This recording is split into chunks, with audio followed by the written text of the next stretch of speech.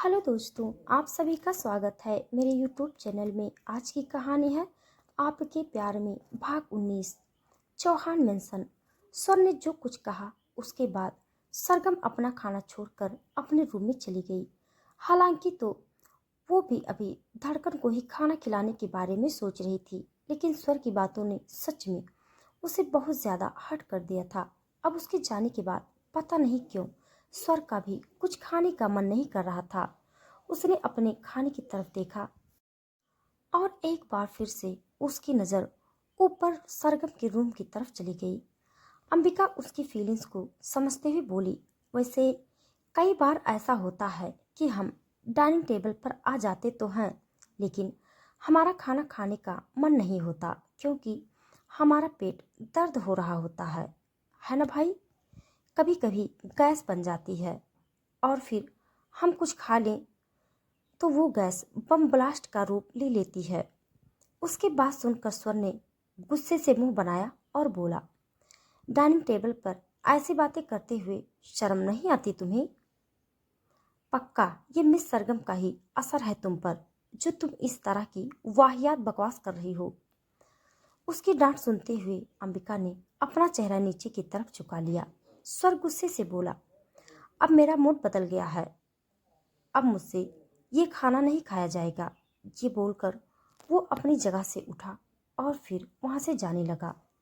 लेकिन फिर अचानक ही उसके कदम रुके और वो अनामिका की तरफ देखते हुए बोला, जब धड़कन सो जाए तो उसे मेरे रूम में सुला देना।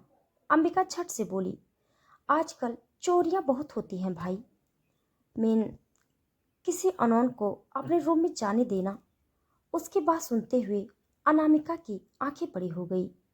अब स्वर अंबिका को डांट रहा था तो उसे मजा आ रहा था, लेकिन अब उसे गुस्सा आ रहा था। पर वो कुछ कहती उससे पहले ही स्वर बोला, तुम्हारे लिए बेहतर होगा अगर तुम अपनी फ्रेंड की संगत में रहना छोड़ दो। उसने तुम्हारा दिमाग खराब कर रखा है। ये बोलकर वो बाहर की तरफ चला गया। अनामिका के चेहरे पर तिरछी मुस्कुराहट तैर गई। जिस तरह से स्वर ने सबके सामने उसका साइड लिया, ये उसके लिए किसी ख्वाब से कम नहीं था।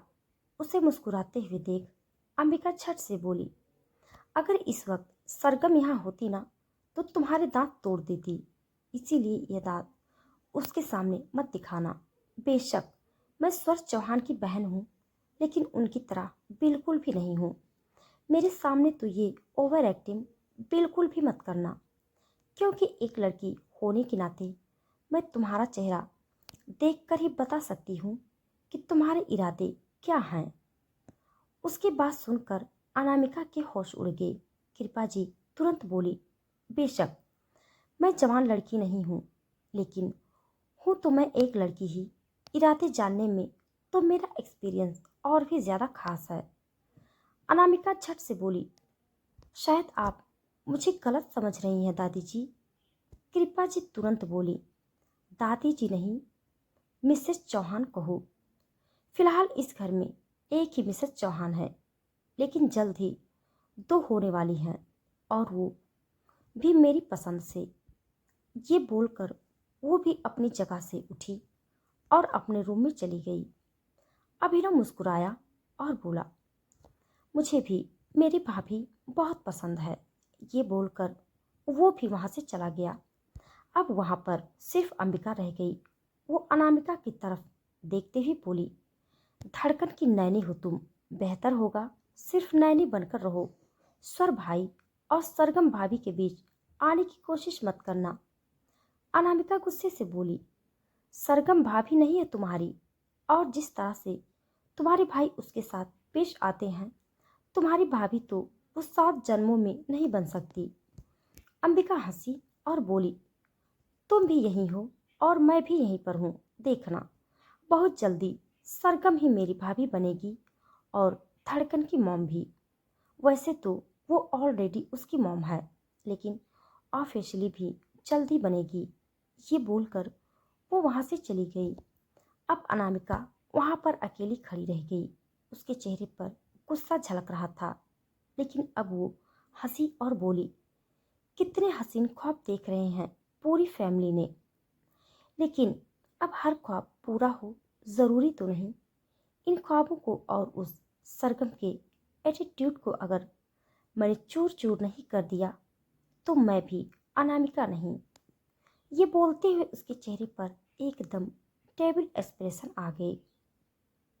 उसने अब धड़कन की तरफ देखा और बोली, तुम्हें नींद आई होगी ना बेबी, चलो तुम्हें तुम्हारे डैड के रूम में लेकर चलती हूँ और फिर हम दोनों तुम्हारे डैड के साथ सोएंगे। सॉरी बट एडजस्ट कर लेना। आई नो तुम गुड गर्ल हो, इतनी एडजस्टमेंट तो तुम कर ही लोगी। ये बोलकर वो एक बार फिर से हंसी। अगले ही पल वो धड़कन को लेकर स्वर के रूम में आ गई। वहीं दूसरी तरफ स्वर गार्डन एरिया में था, लेकिन उसकी नज़रें बालकनी की तरफ जा रही थी। अपनी बालकनी नहीं बल्कि सरगम के रूम की बालकनी। वहीं सरगम चुपचाप बेड पर बैठी तरह तरह के मुंह बना रही थी। ऐसा नहीं था कि वो रो रही थी, बल्कि उसे हद से ज्यादा गुस्सा आ रहा था। बेड से उठकर अचानक ही वो अपनी बालकनी की तरफ आई। आते ही उसकी नज़र स्वर पर गई।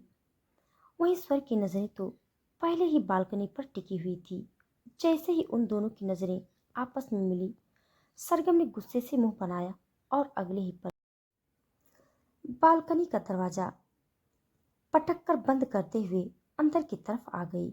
वो गुस्से से बड़बड़ाई, आपको तो मैं छोड़ूंगी नहीं मिस्टर चौहान। खुद को कुछ ज्यादा ही समझते हैं ना आप। अगर धड़कन का सवाल नहीं होता तो सच में आपकी अक्ल में कब की ठिकाने लगा चुकी होती। बट वेट, अगर आप यहाँ पर हैं तो धड़कन धड़कन कहाँ है? कहीं आप उस चुड़ैल के साथ अकेली तो नहीं छोड़ाई? मुझे जाकर चेक करना होगा। ये बोलकर वो जैसे ही बाहर की तरफ जाने लगी, अचानक उसके कदम रुक गए। वो एक बार फिर से मुंह बनाते हुए बोली, मैं क्यों जाऊं? धड़कन सिर्फ मेरी तो नहीं, आपकी भी है ना। तो आपको भी उसकी फिक्र होगी, और अगर आपने उसे उस चुड़ैल के साथ अकेले में छोड़ा है तो आपको उसकी गलती का एहसास बहुत जल्दी होगा। मैं तो चाहती हूँ आपको जल्दी से ये एहसास हो, ताकि आप उस चुड़ैल को इस घर से बाहर निकालें। लेकिन कहीं मेरी धड़कन को कुछ हो न जाए। ये बोलते हुए अब उसके चेहरे पर थोड़ी परेशानी झलकने लगी थी। वहीं दूसरी तरफ जब सरगम ने दरवाज़ा बंद किया तो स्वर के चेहरे पर गुस्सा छलकने लगा। वो मुंह बनाते हुए बोला, इस लड़की के लिए मैंने खाना नहीं खाया और ये खुद को पता नहीं क्या ही समझ रही है। मुझे ऐसे ही बुरा फील हो रहा था। मैंने इसे सुना दिया, ये है ही नहीं इस लायक। ये बोलकर वो गुस्से से मुंह बनाता हुआ अंदर की तरफ आगे बढ़ा। लेकिन सब लोग डिनर करके वहां से जा चुके थे, तो अब उसका अकेले में बैठकर डिनर करने का तो सवाल ही नहीं बनता था। लेकिन वो चुपचाप अपने रूम में आ गया। रूम में आते ही उसकी नज़र अनामिका पर गई, जो उसके बेड पर फैल कर सो रही थी। उसे देखते हुए उसकी आंखें बड़ी हो गई। वहीं अनामिका ने तुरंत अपनी आंखें बंद कर ली, ये सोचकर कि अगर स्वर उसे सोते हुए देखेगा तो उसे डिस्टर्ब नहीं करेगा और खुद भी उसके साथ ही सो जाएगा। उसने जानबूझकर धड़कन को एक तरफ सुलाया था और फिर बेड के बीचों बीच खुद लेट गई थी, ताकि स्वर के पास उसके साथ सोने के अलावा और कोई ऑप्शन भी न बचे। स्वर के चेहरे पर सिर्फ परेशानी ही नहीं बल्कि थोड़ा गुस्सा भी छलक रहा था, क्योंकि जिस तरह से अनामिका ने धड़कन को सुलाया था, धड़कन लुढ़क कर बिस्तर से नीचे भी गिर सकती थी, जो स्वर को बिल्कुल भी बर्दाश्त नहीं होता। वहीं दूसरी तरफ सरगम ने खुद को रोकने की कोशिश तो बहुत की, लेकिन रोक नहीं पाई। वो अपने रूम से बाहर निकली और अगले ही पल स्वर के रूम में आ गई। जब उसने स्वर को बेड की तरफ देखते हुए देखा तो उसकी हंसी छूट गई। कम से कम कल उसने स्वर को बेड पर सोने लायक तो छोड़ा था, लेकिन आज आज अनामिका ने तो वो भी नहीं छोड़ा। वो उसकी तरफ देखते हुए बोली, क्या हुआ? इंतजार किस बात का कर रहे हैं आप चौहान साहब? सो जाइए ना बिस्तर पर। बिस्तर पर लेटे हुए लोग आपका बेसब्री से इंतजार कर रहे हैं। स्वर ने गुस्से से उसकी तरफ देखा और बोला, जुबान संभाल कर। सरगम तुरंत बोली, अगर इतनी ही प्रॉब्लम हो रही है मेरी जुबान से, तो इस लड़की को इजाजत किसने दी आपके बिस्तर पर सोने की? स्वर की भौहें ऊपर उठ गई। वो तुरंत बोला, तो तुम्हें जलन हो रही है? सरगम दांत पीसते हुए बोली, जलन? और वो भी इस लड़की से? रेली? इससे मैं जलूंगी? जलन तो तब होगी जब ये लड़की बचेगी, क्योंकि वो देखिए आपके बिस्तर पर सांप। जैसे ही उसने कहा, अनामिका झट से अपनी जगह से उठी और उछलते हुए बोली, सांप सांप, कहाँ है सांप? ये चिल्लाते हुए जिस तरह से वो फुदक रही थी, उसे देखकर सरगम के चेहरे पर तिरछी मुस्कुराहट आ गई और स्वर भी हैरान रह गया। स्वर उसकी तरफ देखते हुए बोली, सीरियसली? ऐसी लड़की से जलूंगी मैं? उसकी बात पर अब स्वर कुछ बोल नहीं पाया।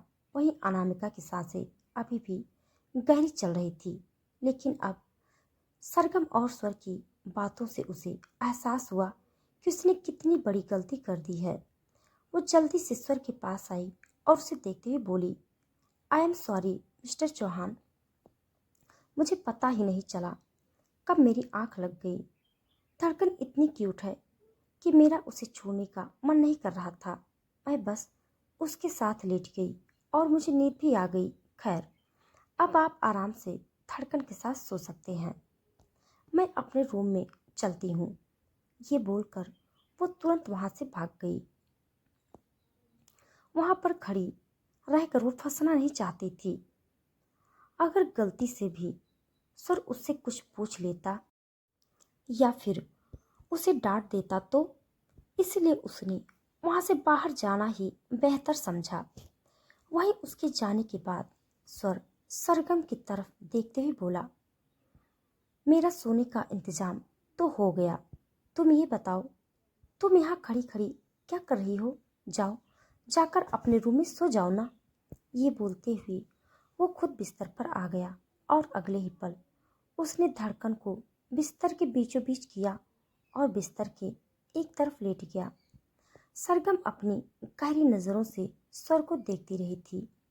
वो आगे की तरफ आई और बिस्तर की दूसरी तरफ धड़कन के करीब लेटती हुई बोली, मैं पहले ही बता रही हूँ, दिमाग बहुत खराब है मेरा।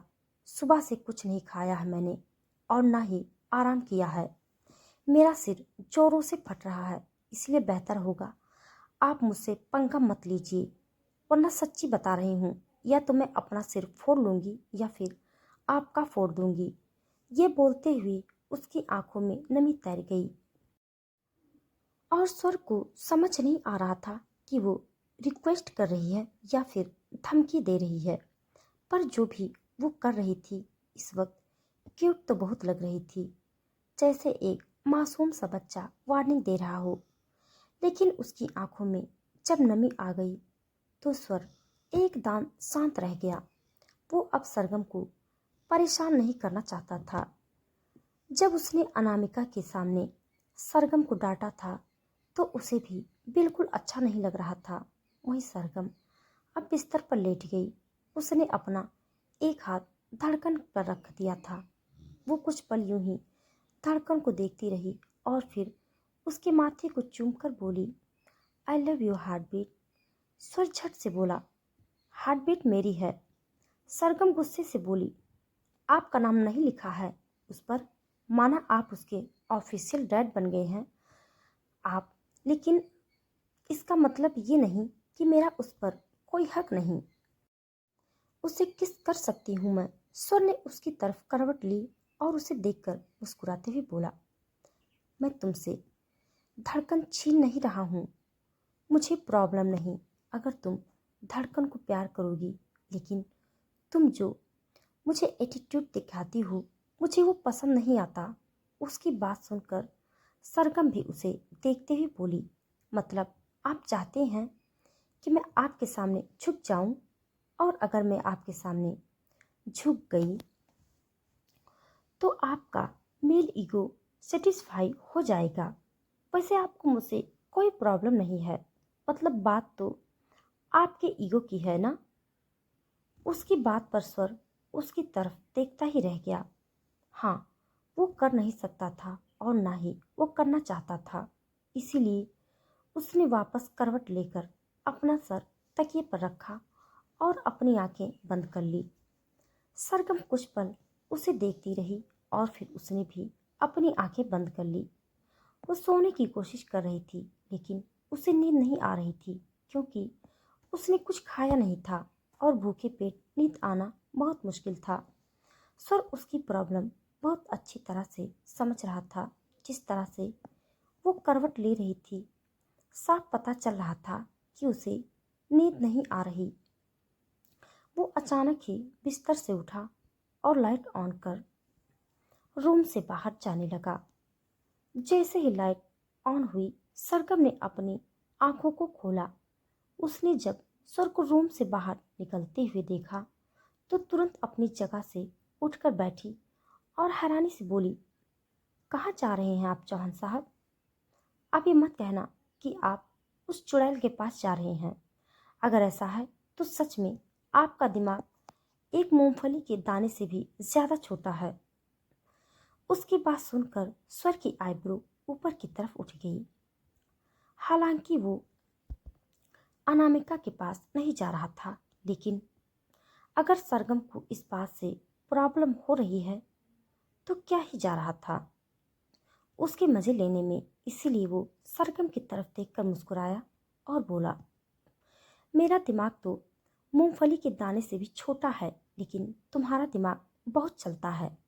कैसे बिना कुछ कहे ही तुम्हें सब कुछ पता चल जाता है ना मिस सरगम? उसकी बात पर सरगम अब और भी ज्यादा दंग रह गई। मतलब उसका शक सही था। सर अनामिका के पास जा रहा था, और अगर एक आदमी एक औरत के पास रात को इस तरह से जाएगा तो मतलब तो साफ है कि वो क्यों जा रहा है। इसीलिए सरगम के दिल में स्वर के लिए प्यार जैसा कुछ नहीं था। बेशक से हो, लेकिन वो एक्सेप्ट तो नहीं करने वाली थी। लेकिन अब उसका दिल बैठता जा रहा था। स्वर रूम से बाहर जा चुका था और सरगम बस उसकी तरफ देखती रह गई। उसे अब हद से ज्यादा गुस्सा आ रहा था। मन तो कर रहा था कि अभी अनामिका के रूम में जाए और उसे धक्के मारकर इस घर से बाहर निकाल दे, लेकिन वो ऐसा कर भी नहीं सकती थी। किस हक से वो स्वर पर अपना हक जताती? लेकिन उसकी आंखों में पता नहीं क्यों नमी तैर गई थी। वो खुद से ही बोली, मुझे क्या फर्क पड़ता है? चौहान साहब को जिसके पास जाना है जाएं, बेशक से जहन्नुम में जाएं, मुझे कोई फर्क नहीं पड़ता। ये बोलकर वो खुद पर ब्लैंकेट ओढ़कर वापस बिस्तर में लेट गई। पर इश्क का रूप छुपाई कहाँ छुपता है। बेशक से वो दोनों इजहार न करें, लेकिन जहाँ स्वर सरगम को यूं बेचैन होते हुए खुद को रोक नहीं पाया और किचन में उसके लिए खाना लेने आ गया, वहीं सरगम भी अब और ज्यादा बेचैन होने लगी थी। तकरीबन 10 मिनट में ही उसने 50 बार से ज्यादा करवट ले ली थी, और अब जब वो खुद को नहीं रोक पाई तो धड़कन की तरफ देखते हुए बोली, मैं चौहान साहब को रोकना तो नहीं चाहती, क्योंकि उनकी जिंदगी है। वो बेशक से कुछ भी करें, मुझे नहीं फर्क पड़ता, लेकिन वो लड़की तुम्हारे लिए ठीक नहीं है। धड़कन, अगर वो चौहान साहब के करीब आएगी मतलब वो इस घर में परमानेंटली आ जाएगी, और अगर वो इस घर में आई तो। ये बोलते हुए वो चुप हो गई। बेशक से वो कुछ भी बोलती थी, कुछ भी करती थी, लेकिन लोगों को समझने की अकल थी उसमें। तो इतना तो वो बहुत अच्छी तरह से जान चुकी थी कि अनामिका इस घर के लिए बिल्कुल भी ठीक नहीं है। इसलिए बिस्तर से उठी। उसने अपने स्लीपर पहने और दरवाजे तक आई, लेकिन जैसे ही वो दरवाजे से बाहर निकली अचानक ही स्वर वहां पर आया। उसके हाथ में खाने की ट्रे थी। उसे यूं देखकर सरगम का दिल धक से रह गया। वही स्वर उसे अपनी तिरछी नजरों से देखते हुए बोला, तुम कहाँ जा रही हो? मुझे तो तुम चुड़ैल के पास भेज रही थी, लेकिन जहाँ तक मुझे पता है मेरे घर में कोई भूत तो नहीं रहता। सरगम गुस्से से बोली, आपने मुझसे झूठ बोला था क्या? सर हल्का सा मुस्कुराया और बोला, मुझे अंदर आने दोगी या नहीं? मेरे रास्ते से साइड हटो। सरगम एक बार फिर बोली, नहीं हटूंगी। पहले आप मुझे बताइए, क्या आपने मुझसे झूठ बोला था? ये बोलती हुई उसकी आवाज़ एक बार फिर से रुआसी हो गई। सर उसकी आंखों की तरफ देखते हुए बोला, मैंने झूठ बोला हो या नहीं, फिर सच बोला हो, तुम्हें इतना फर्क क्यों पड़ रहा है? तुम्हें हर्ट हो रहा है क्या? सरगम गुस्से से बोली, बिल्कुल भी नहीं। जाइए, बेशक से जाकर उस अनामिका की नाइटी में छुप जाइए। बोलने को तो मुझे पल्लू कहना चाहिए, लेकिन पल्लू तो वो पहनती ही नहीं है ना। पहनती तो वो रुमाल जितने कपड़े हैं। जाइए, जाकर उन रुमाल जितने कपड़ों में ही छुप जाइए। ये बोलकर वो चुपचाप अंदर की तरफ आ गई और बिस्तर पर बैठ गई। सर ने खाने की ट्रे टेबल पर रखी और उसकी तरफ देखते हुए बोला, तुम्हारे लिए खाना लेने गया था। सर का मुंह बनाते हुए बोली, मुझे नहीं खाना। सर मुस्कुराया और बोला, पिछले 1 घंटे से तुम सोने की कोशिश कर रही हो, लेकिन तुम्हें नींद नहीं आ रही है। अगर खाना नहीं खाओगी तो पूरी रात यूं ही चुड़ैलों की तरह भटकती रहोगी, और मुझे नहीं लगता तुम खुद को चुड़ैल कहलवाने में कोई इंटरेस्ट है। सरगम गुस्से से बोली, मैंने कह दिया ना, मुझे नहीं खाना मतलब नहीं खाना। सर थोड़ी गहरी आवाज में बोला, मतलब तुम ऐसे नहीं मानोगी? सरगम ने अपना चेहरा ना में हिलाया। अब वो थोड़ा इतरा रही थी, जैसे देखना चाहती हो कि अगर वो खाना नहीं खाएगी तो स्वर क्या करेगा। स्वर हल्का सा मुस्कुराया और फिर एक गहरी सांस लेकर सरगम की तरफ आ गया। उसने सरगम को झट से अपनी गोद में उठाया और अगले ही पल उसे सामने सोफे की तरफ लेकर बढ़ गया। सरगम एकदम शॉक्ड रह गई। उसे स्वर से इस चीज की उम्मीद नहीं थी। वो झट से बोली, आपने मुझे इस तरह से गोद में क्यों उठाया? आपको डर नहीं लगता क्या? अगर मैंने आधी रात को शोर मचाया कि आप मुझे परेशान कर रहे हैं, मेरे साथ जबरदस्ती करने की कोशिश कर रहे हैं, तो? उसकी बात सुनकर स्वर ने उसे तिरछी नजरों से देखा और बोला, आज सुबह हमारी इसी बात पर लड़ाई हुई थी और फिर से तुम वही बात शुरू कर रही हो। मतलब अगर मैं शांत रहूं तो तुम मुझे शांत रहने नहीं दोगी।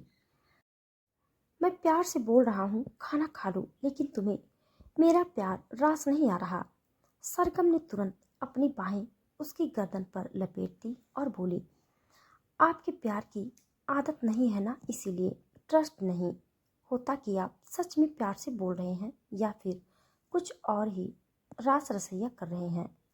स्वर ने अचानक उसे सोफे पर पटका और गुस्से से बोला, what do you mean by rice रसैया? ये बोलकर वो सरगम के साथ सोफे पर बैठ गया। सरगम मुंह बनाते हुए बोली, रास रसैया मतलब ड्रामा। ये बोलकर उसने ट्रे से खाना प्लेट में लगाना शुरू किया। सर 2 प्लेट लेकर आया था, मतलब उसे खुद भी खाना खाना था, और इसका मतलब यही था कि अनामिका के सामने सरगम को सुनाने के बाद उसने खुद भी खाना नहीं खाया। ये जानकर सरगम को अजीब सा फील हो रहा था, लेकिन उसके चेहरे पर स्माइल भी थी। सर मुंह बनाते हुए बोला, तो सीधा साधा नहीं बोल सकती ड्रामा? ये अजीब सा वर्ड बोलना ज़रूरी है? और तुम हंस क्यों रही हो?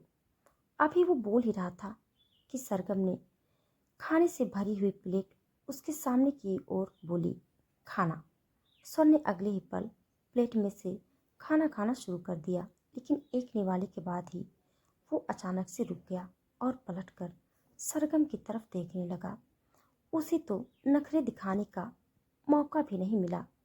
बातों बातों में उसने तो बिना एटीट्यूड दिखाए ही खाना खाना शुरू कर दिया था, जबकि वो सोच कर आया था कि सरगम उसकी मिन्नतें करेगी तभी वो खाना खाएगा। सरगम की मुस्कुराहट अब और भी ज़्यादा लंबी हो गई थी। तो दोस्तों, आज के लिए बस इतना। इसके आगे का भाग जानने के लिए आप सब मेरे साथ बने रहिए। हमारी कहानी आप सबको कैसी लग रही है कमेंट बॉक्स में ज़रूर बताइएगा। तब तक के लिए धन्यवाद।